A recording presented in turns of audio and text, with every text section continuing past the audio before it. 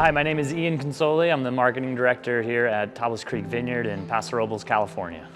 Tablas Creek Vineyard, it's about a friendship between two families. You have an American family and a French family. That French family is based out of the Rhone Valley. American side is Robert Haas, who's a renowned US importer. The project was created to introduce Rhone varieties to the United States. We're organically farmed. We have been since our inception. That evolved into 2010, and then we were approached in 2018 by the Regenerative Organic Alliance to help establish a standard for regenerative agriculture for the world.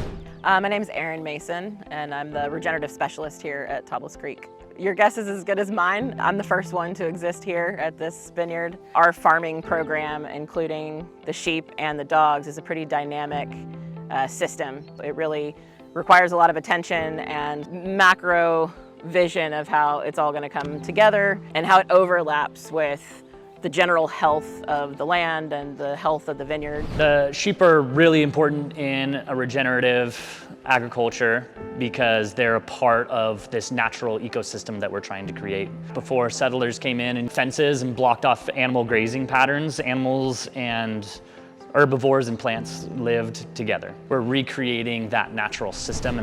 So they employed what we refer to as mob grazing, rooted in holistic management. You're looking at the natural way that livestock and grasslands evolved together with large flocks that would move across the land. They would graze intensely and then they would move quickly, typically due to predator pressure. That land would be left to rest for quite a long time. So we kind of graze this property with that similar mindset.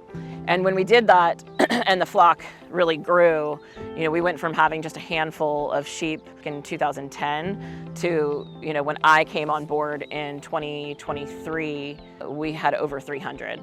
And so with that growth of the flock came a lot of predator pressure. And early on, there was a lot of attacks on the flock.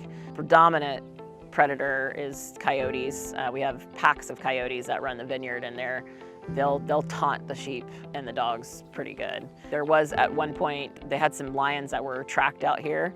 We were getting daily activity, at least one, if not two mountain lions that were around the property. Just a few years ago, Bjorn, the oldest mastiff, he ran a black bear up a tree. We haven't seen one since. We had llamas, alpacas, and donkeys. The idea is they would protect them. Alpacas don't really do a good job. Llamas kind of do, but they're really more of a signal. The donkeys were getting old, and we were starting to lose sheep every year to mountain lion attacks. So we had to make the decision, what can we bring onto our vineyard that will protect the sheep, but also be safe enough around humans that if they break out, they can go to our tasting room and they're not going to attack visitors. That's a huge issue with being on an estate vineyard. The first generation came in, Bjorn and Adelita. They got here in 2018.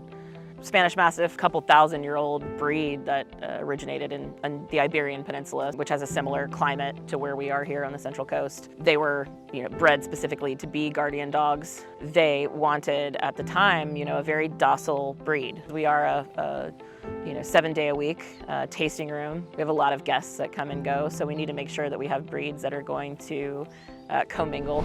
And after checking out multiple breeds, we ended up settling on Spanish Mastiffs, who are incredible. I remember when we brought them in, as they immediately connected with the sheep, giving them kisses, kind to humans, but then all night these things would bark and bark and bark. And we had one mountain lion attack after they arrived, and what ended up happening was the mountain lion got scared off, and it did end up killing the sheep, but it didn't even pull it over the fence because it got scared off, and then they never came back. So we had 2 generations of Spanish Mastiff. We lost one of our Mastiffs to valley fever. And then one of the original, Adelita, she passed away. She was older and had some health issues. She passed away. They passed away within a short amount of time of each other. And you always want to have 2 dogs together for our purposes. When we reached out to the original breeder for the Mastiffs, they were no longer breeding.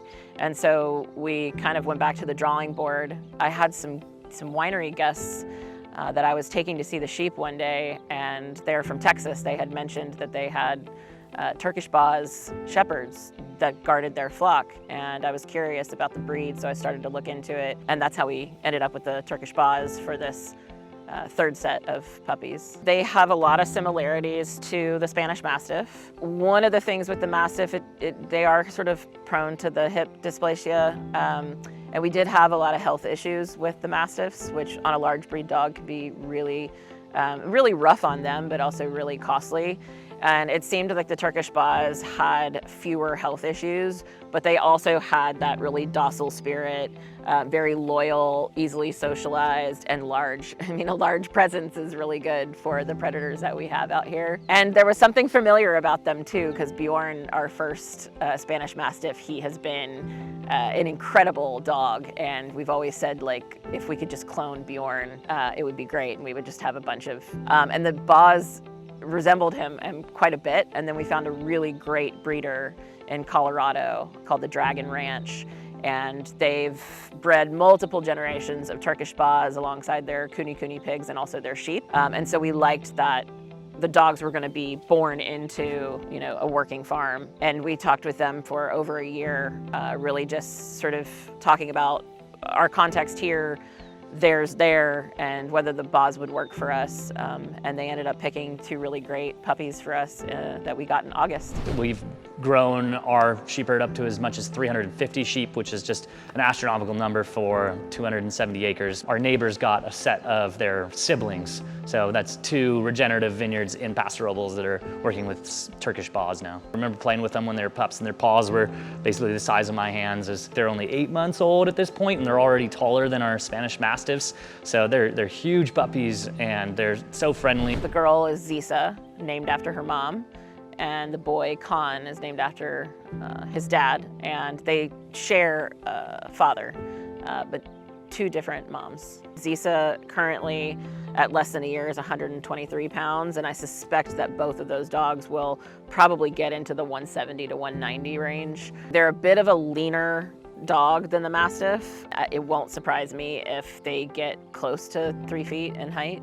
The first 48 hours that we put the Turkish Boz puppies with the flock, they were monitoring the perimeter, they were standing guard, they were, you know, mimicking the other two, and it just sort of happened naturally. Yeah, there's not a lot of training that goes into it, and that's part of what's so great about these landrace breeds is that they've evolved over time as livestock guardian dogs, so it's just so innate in their breed that they fall in line pretty quickly. A typical day for them, wake up with the sheep, they're ready to eat, to flock. They'll usually, in like the morning sun, when it's still cool, they'll be out grazing, and then by midday, they're usually sitting and digesting, and that's typically when the Bozes kind of crash out too. So they've been up all night, they've been guarding, they're usually crashed out under a tree, under a vine, or anywhere they can find shade. And then as the day sort of progresses and you get towards dusk, the sheep will be out again and doing kind of a later graze.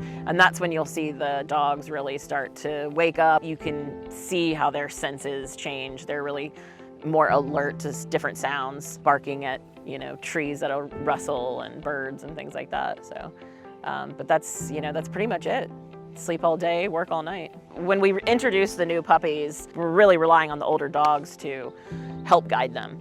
There's not a lot of training that we do. These aren't really dogs that are leash trained or taught commands. They're taught how to protect the flock. There's a hierarchy that gets established, and when they're young and small, Bjorn and Osa, pretty clear who's dominant. But as the puppies get a little bit older and they start to establish more size, to mature hormonally, that dynamic can change. The ultimate goal will be to let the older Spanish Mastiffs sort of fall back, retire, if you will, and let the two puppies kind of come up in rank and end up being the alphas of the pack. So we really look at regenerative agriculture and this holistic system, truly a gold standard that's difficult to achieve because it looks at these three pillars: animals, people, and soil. A really strong focus on the soil. How do you build organic matter, sequester more carbon out of the atmosphere into the soil? So that results being store more water in the land instead of having to pump it out of the ground. And all of these pieces have led to a healthy, thriving ecosystem, as well as, you know, really better wine. I do all kinds of stuff. Aside from overseeing and managing the sheep program and the livestock guardian dogs. I do a lot of work alongside our director of vineyard operations with just the health and fertility of mostly the grapevines, but also soil health. That's a big focus of mine, is soil health, biodiversity on the property. And we also maintain pretty rigorous certifications for a lot of the farming that we do.